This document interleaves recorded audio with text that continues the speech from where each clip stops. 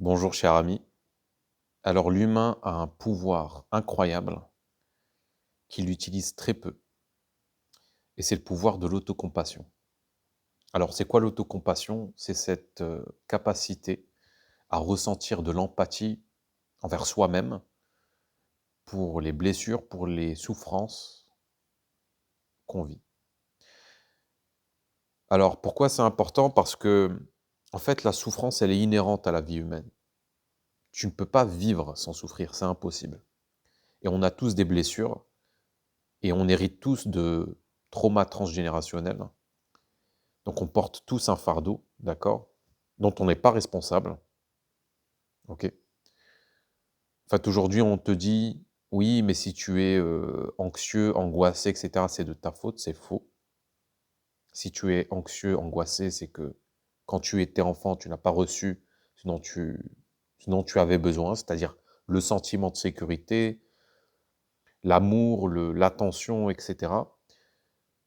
Donc il faut apprendre à vivre avec ses blessures, avec son propre fardeau. C'est extrêmement important. Et en fait, l'autocompassion, c'est une des conditions pour s'aimer. Si tu n'as pas de compassion pour toi-même, l'amour de soi, c'est très compliqué. Tu peux pas t'aimer si tu as pas de la compassion envers toi-même, en fait. Et il faut dire les termes, mais le monde dans lequel on vit, il nous pousse à être très dur, très critique envers nous-mêmes, même envers nos souffrances. Et ça, c'est Et ça n'aide pas du tout, en fait. Ça rend l'expérience de vie invivable, quelque part. Donc ça, c'est quelque chose d'important parce que ça, voilà, ça comme je t'ai dit, en fait, ça améliore la relation qu'on a avec soi-même. Et si tu veux avoir une belle vie, il faut améliorer, la relation à soi. C'est obligé. Donc voilà, on a des blessures, on a des traumas et il faut apprendre à faire avec. Et pour s'accompagner dans la vie, il faut avoir de la compassion pour soi. On souffre et c'est OK. Et l'autocompassion, c'est ce dialogue qu'on a avec soi-même, cette voix intérieure qui est douce, qui est bienveillante, qui est accueillante, qui te permet de, de vivre, de ressentir les émotions désagréables sans la culpabilité, sans la honte toxique, d'accord? Parce que nous, quand on souffre, qu'est-ce qu'on fait? On rajoute une couche de souffrance qui est la culpabilité, la honte, donc on résiste à notre souffrance. Mais quand tu as de la compassion pour toi-même, en fait, il y a plus de résistance. Tu ressens des émotions désagréables, la tristesse, la colère, et cetera, mais c'est OK. D'accord? C'est comme c'est comme si tu avais un enfant, tu vois, qui pleurait. Tu vas pas venir vers lui et lui dire, «Non mais arrête de pleurer, t'es es un faible». Non! Tu vas pas lui mettre des tartes. Bah, je donne un exemple un peu extrême, mais c'est ce qu'on fait avec soi-même, quand on souffre. Donc voilà, l'autocompassion, c'est apprendre à ne plus ajouter de la souffrance sur de la souffrance. Et ça, c'est important. Être doux avec soi-même, c'est ce que je répète dans toutes mes vidéos parce que c'est ce qui permet vraiment d'avoir, d'avoir une expérience de vie agréable. Tu sais, tu te lèves le matin avec un sentiment de légèreté, tu sais, avec un sentiment d'être une bonne personne. Même s'il y a des même s'il y a des blessures et cetera, tu restes persuadé que cette souffrance, elle doit être accompagnée, avec douceur, avec bienveillance. Donc s'il vous plaît, arrêtez d'être dur avec vous-même. Arrêtez de vous flageller parce que vous ressentez de la colère, de la tristesse, de l'anxiété. Non. D'accord? Si vous ressentez ça, ça ne veut pas dire que vous êtes faible, ça ne veut pas dire que vous êtes, que vous avez moins de valeur, non.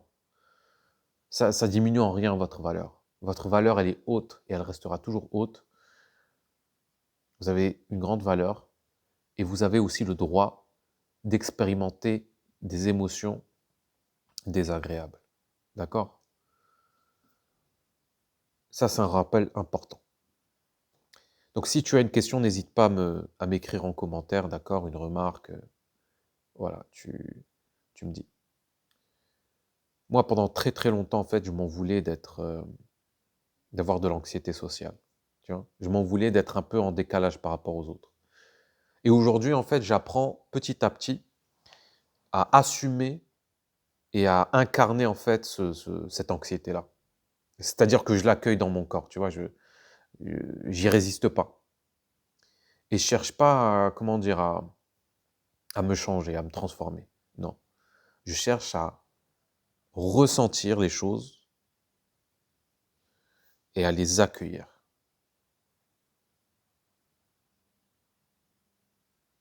Et heu et depuis que je fais ça, depuis que j'ai arrêté de résister à ma propre souffrance, je vais beaucoup mieux.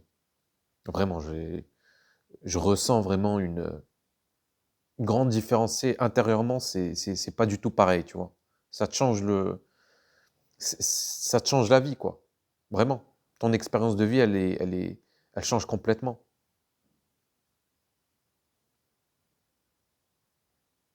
Donc arrêtez de vous en vouloir d'être blessé, arrêtez de vous en vouloir d'être traumatisé, c'est normal.